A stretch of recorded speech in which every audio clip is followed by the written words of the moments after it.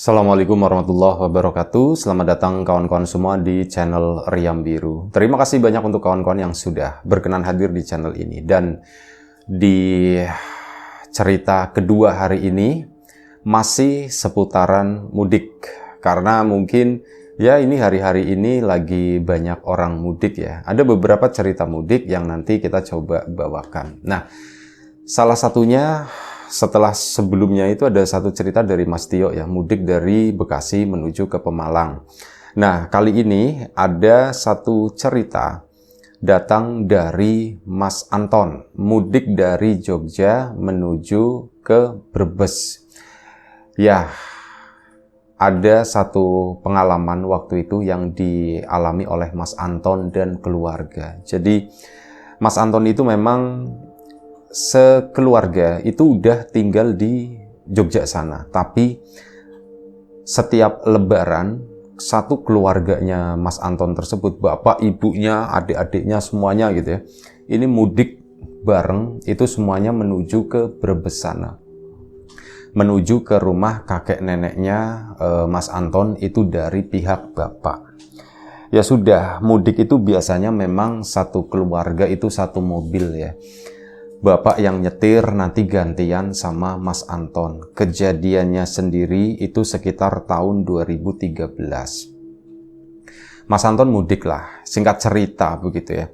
Ini sama keluarga itu udah dipersiapkan dari jauh-jauh hari. Dan waktu itu sama lebaran itu juga gak terlalu mepet lah. Jadi masih sekitar 4 hari sebelum lebaran mereka itu mulai mudik. Ya, jalanan udah mulai lumayan cukup ramai. Nah, ini Mas Anton dan keluarga sendiri sengaja nyari waktu mudiknya itu malam. Soalnya apa? Biar ndak terlalu panas. Dari Jogja sana itu berangkat sekitar jam 8 malam.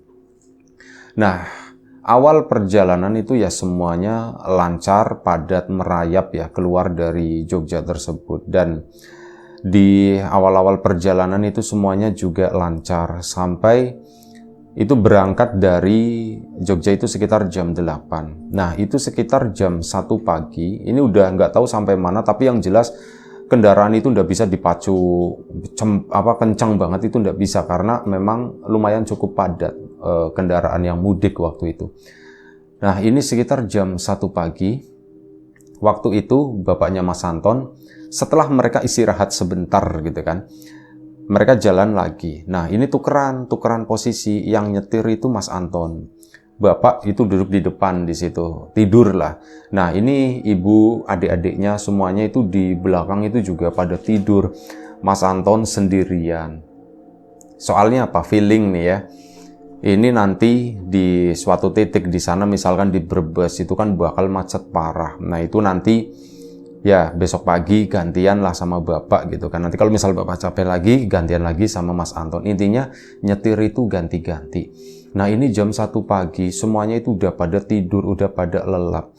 Kondisi mobil lumayan cukup rapat waktu itu. Banyak kendaraan di depan dan memang kecepatan itu juga ndak kenceng-kenceng banget lah. Paling kenceng itu 40 km per jam, itu paling cepat. Biasanya rata-rata itu antara 20 sampai 30 segitu ya, ngegas sedikit nanti ngerem, ngegas sedikit ngerem kayak gitulah. Memang cukup melelahkan dan Mas Anton waktu itu juga lumayan sedikit ngantuk. Udah sempet kok ngantuk banget begini ya, mata juga udah mulai dimeremin dan waktu itu memang kondisi lagi berhenti ya, lagi macet. Tiba-tiba jalan lagi tuh, baru jalan kecepatan sekitar 20 km per jam. Ini tiba-tiba di samping kaca sebelahnya Mas Anton itu, kaca jendela itu, ada yang bunyi brek itu. Mas Anton kaget bukan main kan. Pas nengok begini, sepintas doang, Mas Anton itu melihat kayak ada seekor burung yang besar. Entah itu burung apa, bisa jadi kelelawar kali ya, kelelawar yang gede itu ya kayak gitu, nabrakin jendela sebelah kanan mobilnya Mas Anton. Ini bapak yang di depan itu juga bangun, nih adiknya, ibunya juga kebangun. Ton, apa itu Ton tadi Ton? Nggak tahu Pak, kayak burung Pak gitu. Kayaknya kelelawar sih, kelelawar gede nabrak gitu. Oh ya sudah cuman begitu doang. Dan dia dianggapnya itu wajar. Mungkin kelelawar nggak tahu salah jalan atau bagaimana, sonarnya error atau apa gitu ya. Dan akhirnya sudah, Mas Anton pun lanjut nyetir lagi. Kawan-kawan mohon maaf ceritanya dipotong sebentar karena mau iklan dulu bawang goreng Nyai Wiji. Seperti yang kawan-kawan tahu, bawang goreng Nyai Wiji itu adalah bawang goreng renyah tanpa campuran apapun, tanpa micin, tanpa tepung, tanpa yang lain-lain. Jadi benar-benar bawang kualitas premium, bawang murni. Untuk kawan-kawan yang belum sempat memesan, nanti bisa cek di bawah ini ya, di link produknya itu ada. Bisa langsung dipesan. Untuk kawan-kawan yang kemarin sudah sempat memesan, terima kasih banyak atas pesannya. Ceritanya kita lanjutkan lagi. Terima kasih. Baru beberapa menit, ini semuanya udah tidur lagi. Kedengeran lagi, brak, nabrak kaca sama kaca yang samping kanan itu. Bapak pun bangun lagi. Apa Ton tadi Ton? Burung lagi Ton? Iya Pak, itu burung lagi Pak. Kayak tadi, ditabrak-tabrak terus.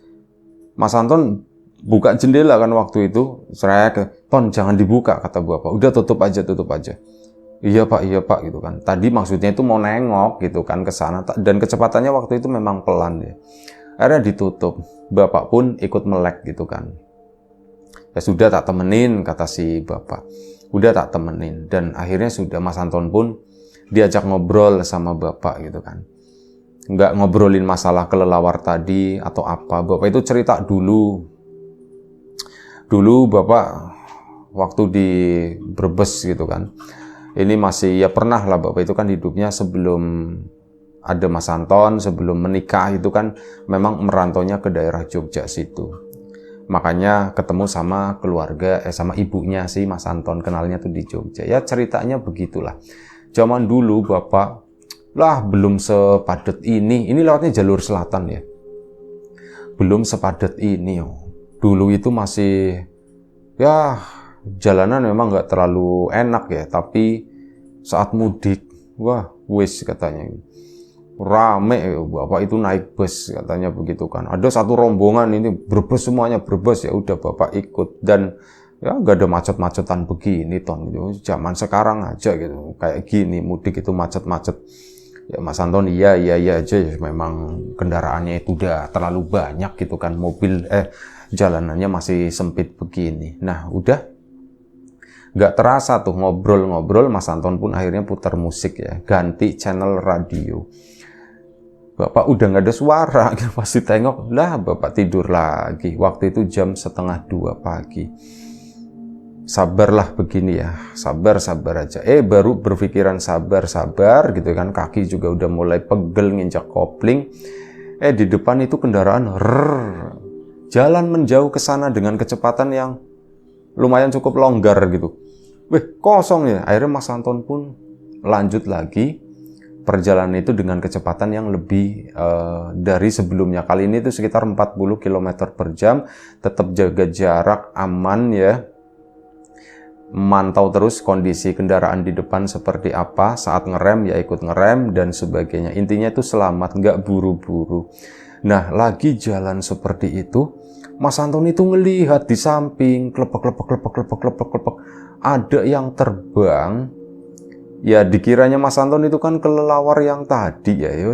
Mas Anton nengok sebentar begini, fokus lagi ke depan situ, nengok lagi. Nah sepintas teralap, itu bukan kelelawar. Jadi kalau menurut yang dilihat oleh Mas Anton, kebetulan kaca mobilnya itu memang nggak terlalu gelap, lumayan cukup kelihatan lah. Ini di samping itu ada yang terbang. Kalau dari bentuk sayapnya itu memang benar mirip kelelawar, tapi dilihat dari ukuran badannya, itu tuh badannya cuman bulat doang, lebih mirip kepala, bukan badan kelelawar yang kecil, palanya juga kecil gitu. Ini tuh enggak, kayak kepala segeluntung begitu, terus ada sayapnya. Klepak itu terus kayak ngimbangin di samping mobilnya Mas Anton dengan kecepatan ya sekitar 30-40 km itu. Kilometer per jam maksudnya. Si Mas Anton lihatin, Itu apa kok kayak kepala begitu kan ya. Mas Anton kan jadi sering nengok ke depan ya waktu itu, dan bener aja ketakutannya Mas Anton itu terjadi. Ternyata mobil di depan itu ngerem, dan Mas Anton itu baru nyadar gitu. Dan untungnya ya terpaksa karena kondisi darurat, rem jegluk gitu kan. Rem darurat. Ini bapaknya, anggota keluarganya itu jadi kebangun begini semuanya. Weh, Ton, kenapa Ton? Kenapa Ton? Pak, itu Pak. Nah, begitu ngerem, ini sosok itu tuh udah nggak ada lagi. Pak, itu Pak katanya.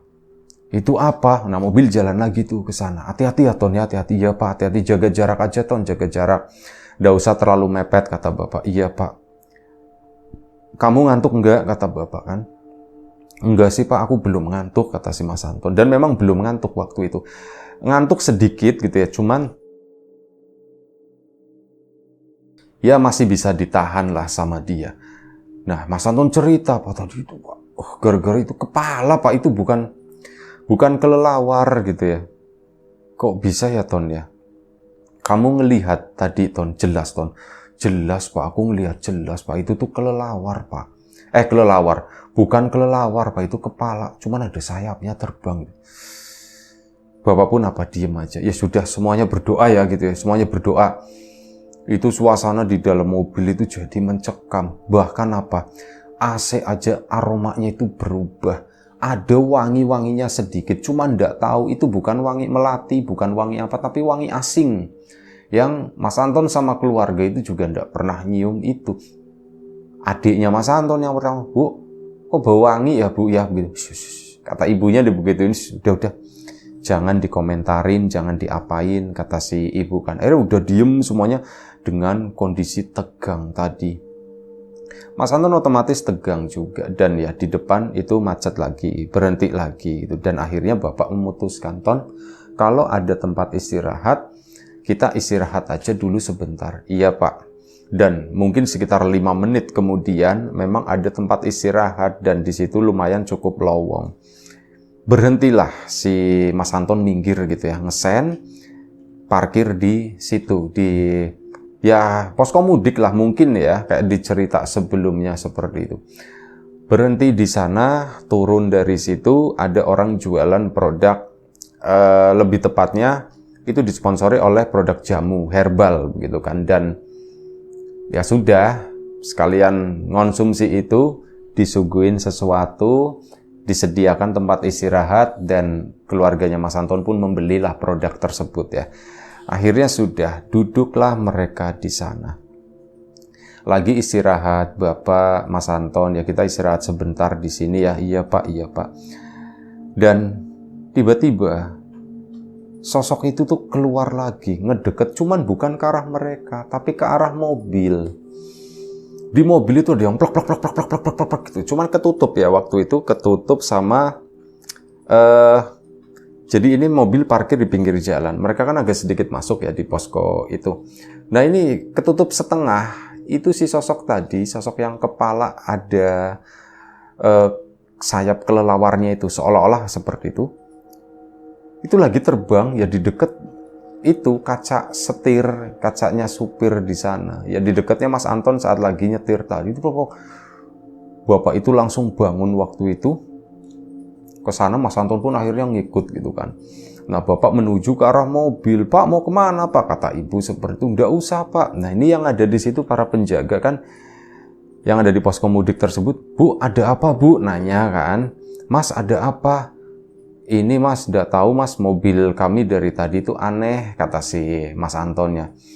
Loh aneh kenapa? Bapak kan ke sana tapi memang berhenti di situ itu kayak us gitu. Bapak itu kayak ngusir.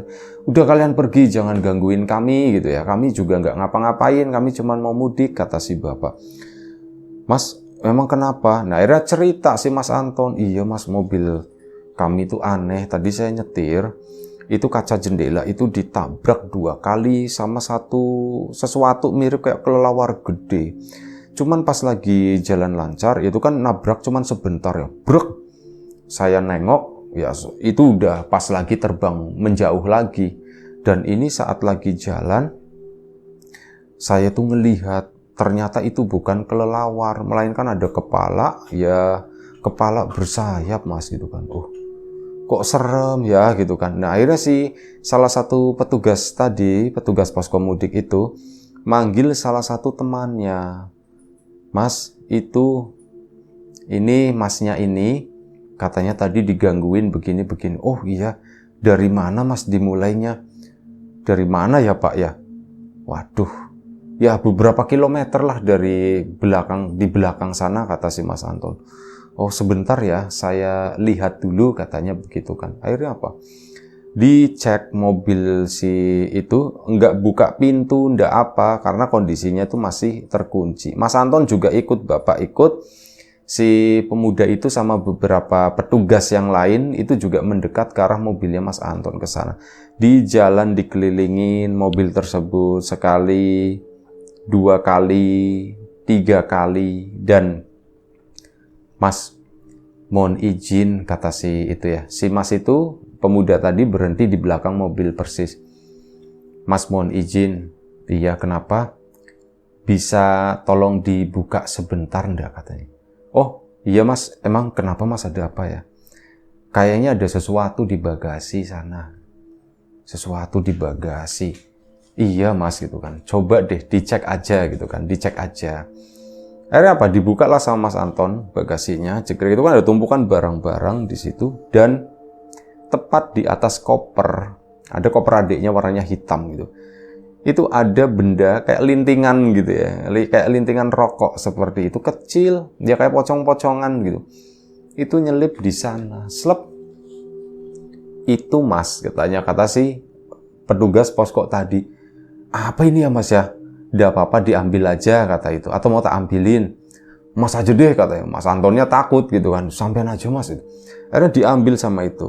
Doa dulu, serap, terus diambil gini. Ini mas, ditutup lagi mobilnya, katanya. Udah ditutupkan, grep. Ini mas, benda ini yang ngundang, katanya begitu. Ya kan keluarga bingung semua. Hah?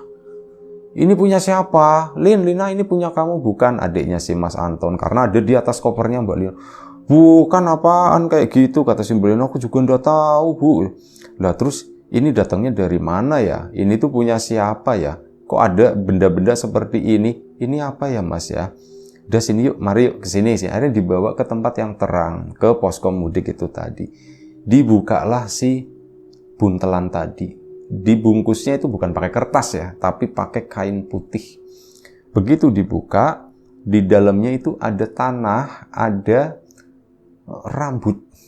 Tanah sama rambut itu nyampur di situ. Tapi nggak ada jarum, nggak ada apa, cuman kayak tanah sama rambut.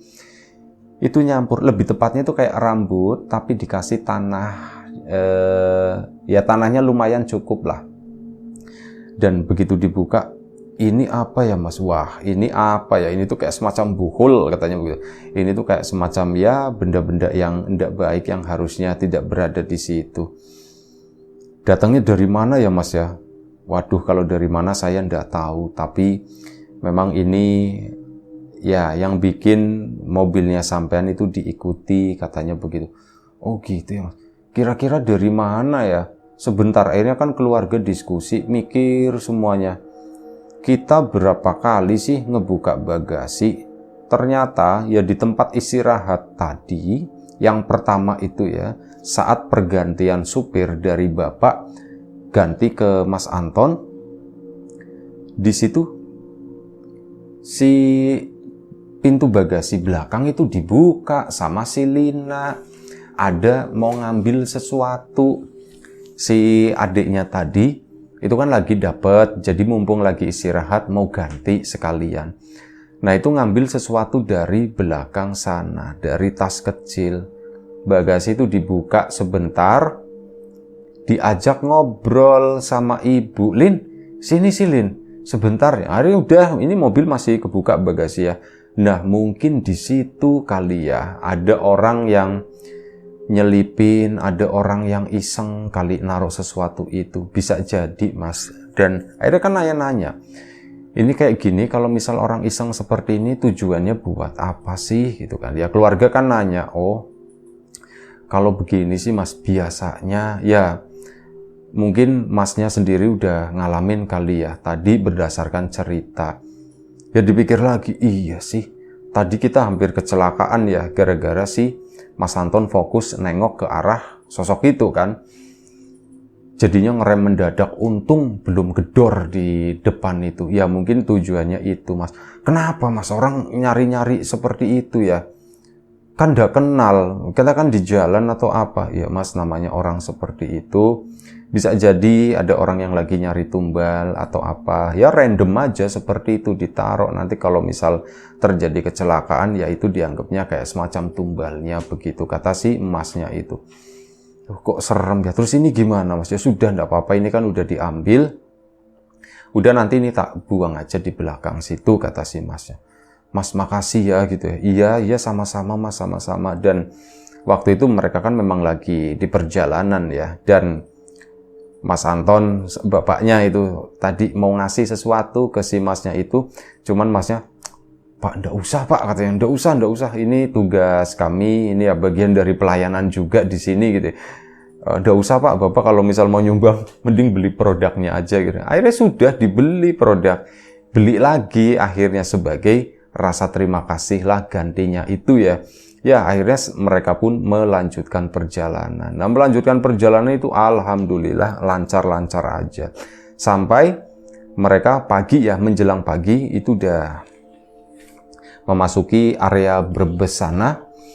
Memang kan dibawanya pelan, jadi itu ya termasuk lama ya. Pagi itu udah lewat daerah Bumiayu di situ ya. Dan Brebes mereka itu Brebes Pantura. Jadi mungkin lewatnya Bumiayu ke situ, nanti nembus Tegal ke sana baru ke kotanya di situ. Nah, si ini kan tukeran waktu itu. Karena udah pagi, sini Ton, melipir sebentar, tukeran sama Bapak. Iya Pak. Akhirnya sudah tukeran sama Bapak. Lewat ke sana, itu pagi itu sekitar jam 5:30 lah. Ya hari masih lumayan cukup gelap ya. Mas Anton pun udah ngantuk banget. Ya ini kalau blek tidur, tahu-tahu sampai Brebes gitu kan. Tidur lagi enak banget pikirnya Mas Anton. Nah, ini di daerah yaitu tadi Bumiayu ke sini ya, daerah Kelonengan di sana. Bapak itu melihat sesuatu, pertama Mas Anton yang melihat. Jadi di pinggir jalan, di suatu tempat, di suatu titik yang semestinya ndak ada gitu ya. Itu ada seseorang berdiri dan itu adalah seorang perempuan. Tapi perempuannya itu nyeremin, lebih mirip kayak sosok kuntilanak seperti itu, pakai daster panjang, kayak tebel. Rambutnya itu juga panjang, itu berdiri begini aja, diem tuh di pinggir kayak pembatas jalan di situ. Mas Anton kan, Pak, itu apa Pak? Kata Bapak, udah Ton, kamu tidur aja katanya. Udah tidur aja, tidur. Pak, itu apa ya Pak ya? Gitu. Mas Anton, udah jangan diliatin, kata si Bapak. Akhirnya apa ya? Udah Mas Anton pun akhirnya merem begini kan, sambil membayangkan, kita itu udah ngelewatin belum ya? Kita udah ngelewatin belum ya? Dan akhirnya apa? Mas Anton melek karena penasaran. Kita udah ngelewatin belum sih? Begitu nengok ke samping jendela itu ternyata tepat pas. Si sosok perempuan itu posisinya di pinggir jendela. Mas Anton melihat begini, kan kelihatan mukanya. Katanya mukanya tuh putih semuanya. Ketutup, mukanya tuh kelihatan cuman sedikit, kata si Mas. Itu serem banget, itu bukan orang. Mas Anton diem gitu kan. Nah begitu udah mulai menjauh, Pak, sambil tetap merem, Pak, itu apa sih ya Pak tadi Pak? Ya begitulah katanya, penunggu jalan, kata si Bapak itu seperti itu. Ya musim-musim begini banyak orang lalu lalang di jalan yang seperti itu kayaknya pada keluar semua, kata si Bapak. Sudah, tapi kamu lihat Ton tadi. Lihat Pak, aku lihat Pak. Nah ini kan pada tidur semua, ibunya dan adiknya. Apa sih? Pada nanya seperti itu. Nanti aja Ton, jangan sekarang, kata Bapak. Iya Pak. Apaan gitu kan. Cuman Mas Anton sama Bapak tetap tahan. Udah nggak usah diomongin sampai akhirnya mereka tuh masuk daerah Tegal sana, atau mungkin daerah udah Brebes Songgom, nggak tahu itu. Pokoknya nembus ke situ sampai akhirnya mereka pun tiba di di rumah kakek nenek dari pihak Bapak di situ, di tujuan. Begitu tiba di situ, salim semua udah ditungguin kan. Ya seneng rasanya, Mas Anton juga udah pengen istirahat banget, tapi udah apa-apa wis. Waktu itu karena ya lagi perjalanan, Jadi mereka tuh nggak pada puasa. Kalian puasa ndak? Ditanya sama si Mbah. Wah, enggak Mbah, kita lagi perjalanan soalnya. Ya sudah, kalau begitu sebentar katanya, itu ada sarapan udah disiapin. Udah sarapan sama kakek neneknya semuanya. Begitu udah kenyang, mereka pun mau tidur ya. Tapi itu ditagih, Pak. Itu apa sih Pak gitu kan? Ton, tadi kalian tuh ngapain sih Pak? Ngapain sih Ton gitu? Oh, jadi itu si Anton tuh tadi ngelihat ada seorang perempuan kayak kuntilanak ya Ton ya gitu. Iya Bu, kayak kuntilanak beneran Bu. Serem banget lah katanya begitu, berdiri di pinggir jalan. Itu ngapain Pak? Ya nggak tahu. Biasanya sih begitu ya, ganggu-ganggu doang. Kalau memang nggak waspada, kitanya meleng atau apa, itu bisa terjadi kecelakaan, kata Bapak itu ngomongnya seperti itu. Klasik ya gitu ya. Ibu pun ya akhirnya nanya lagi, emang bentuknya kayak gimana sih Ton? Ya begitu Bu, digambarin sama Mas Anton seperti ini. Pak, kok aneh ya Pak ya, mudik tahun ini kok kita ngalamin dua hal seperti itu, sebelumnya itu nggak pernah loh katanya.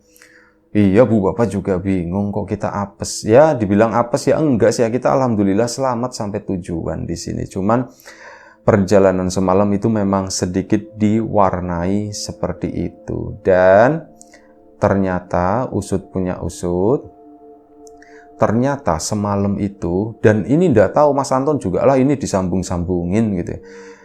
Neneknya tuh cerita, oh iya pantes kamu mudiknya semalam. Semalam itu hari meninggalnya Mbah Buyut, kata si neneknya begitu. Hah? Meninggalnya Mbah Buyut, Mbah? Iya, semalam itu kita baru ngobrolin di sini. Oh, ini ya itu orang tua kan dulu titen gitu ya, ngingetin, oh ini malam ini tuh ninggalnya si ini. Biasanya bilang ada yang apes, ada yang apa, seperti itu, ada hari baik, ada hari buruk. Orang tua kan dulu ya mikirnya seperti itu ya. Dan itu dihubung-hubungkan dengan itu tadi, malam kematian Mbah Buyut. Biasanya kan ada, kalau Jawa itu ada Kamis Pon, Jumat Kliwon, kayak gitu kan, ada seperti itu. Nah itu disebutin sama nenek berhubungan dengan itu tadi. Ya Mas Anton mau ndak mau mungkin seperti itu kali ya penyebabnya. Soalnya sebelum-sebelumnya tahun kemarin itu kalian mudik apa ya hari ini? Oh itu bukan gitu kan, itu bukan. Nah semalam ya si Mbah inget banget kalau semalam misal malamnya Mbah Buyut mau meninggal ya pasti tak kirimin doa, kata si nenek. Dan ya itu mungkin penyebabnya tuh itu. Ya sudah apa-apa lah, yang penting kalian selamat sampai sini. Dan ya mudik waktu itu seru lah kata Mas Anton. Salah satu yang paling seru karena diwarnai ada kejadian-kejadian semacam itu. Ya diceritakan semuanya ke keluarga-keluarga. Sampai akhirnya ya sudah hampir semua itu tahu masalah itu tadi. Dan akhirnya positifnya itu begini. Anak cucunya, ini saudara-saudaranya Mas Anton, keluarga besarnya itu jadi tahu. Oh si Mbah ini tuh meninggalnya malam ini, kayak gitulah, ada hitung-hitungannya gitu ya. Meninggalnya ini, ya seperti itu. Ada sesuatu yang Mas Anton juga baru tahu. Oh ternyata itu, akhirnya diingat-ingat sama Mas Anton. Jadi misal malam ini terutama sama Bapak gitu kan, Ton ini di tahun-tahun selanjutnya, Ton ini tuh meninggalnya Mbah Buyut gitu. Dan kita balik lagi ke tadi di Brebes. Alhamdulillah mudik saat itu sangat menyenangkan, ketemu dengan sanak famili yang lainnya. Ngobrol-ngobrol dan sebagainya, tukar cerita, meskipun ya ada aja kadang sesuatu yang menjengkelkan. Tapi yang namanya kumpul dengan keluarga gitu ya, itu lebih banyak senangnya. Apalagi Mas Anton itu kan dari jauh, tentu saja banyak yang nanya-nanya, Ton di Jogja bagaimana gini-gini. Oh di Jogja ya ngene iki. Dijawab seperti itulah, banyak yang menanyakan. Jadi Mas Anton juga ikut seneng juga, apalagi ngelihat sepupu-sepupu yang Yudi sekarang cantik banget katanya, pengen tak bojo tapi aku malu, kata si Mas Anton. Ceritanya sampai segitu aja. Terima kasih banyak Mas Anton atas ceritanya. Kawan-kawan di rumah juga terima kasih banyak atas support dan dukungannya, apapun itu, kawan-kawan subscriber, kawan-kawan membership, kawan-kawan yang udah kasih support dalam bentuk super thanks ke Riam Biru. Terima kasih banyak. Kawan-kawan yang udah ngasih like, udah nge-share ke yang lainnya, kawan-kawan yang udah ninggalin komentar juga terima kasih. Kawan-kawan yang sudah memesan bawang gorengnya biji, tak lupa terima kasih banyak. Yang sudah mampir di channel Lapak Horor juga tak lupa terima kasih banyak. Dan ya, doa terbaik dari kami untuk kawan-kawan semua, semoga selalu diberi kemudahan dalam hal apapun, termasuk kemudahan dalam hal rezeki, yang sakit segera diberi kesembuhan, yang sehat tetap dijaga kesehatannya. Sampai jumpa di episode selanjutnya Riang Biru. Selamat mudik, hati-hati di perjalanan bagi kawan-kawan yang mudik. Assalamualaikum warahmatullahi wabarakatuh.